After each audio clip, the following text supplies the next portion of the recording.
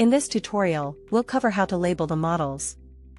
On the top left, you'll see two sliders. One controls how far the letters or numbers are extruded from the model, up to 2 mm, and the second adjusts the size, allowing letters and numbers to range up to 4 mm. The text on gingiva represents the labeling. You can enter custom labels by typing the patient's name, then use quick selection options. You can add the case ID after the patient name, or aligner number, or aligner type, such as A for aligner, T for template, R for retainer, and the jaw side, U or L, to represent the arch. We'll go ahead and enter the patient name as the label, then select aligner number. Below, the result example shows the visualization you'll see when clicking Add Text. Select Add Text, then place the label on the model where you want it attached.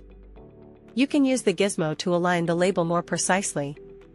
The sliders adjust extrusion up to 2 mm and label size.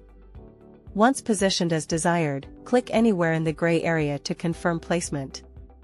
You can add text again to another model or the lingual side. Activate the gizmo to align the label. Then click the gray area to confirm. At the bottom, select Add Digits on Teeth to place aligner numbering directly on the molars.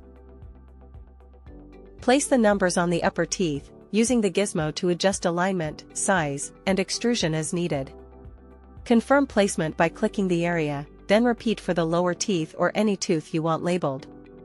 After labeling the first model, all others are labeled automatically.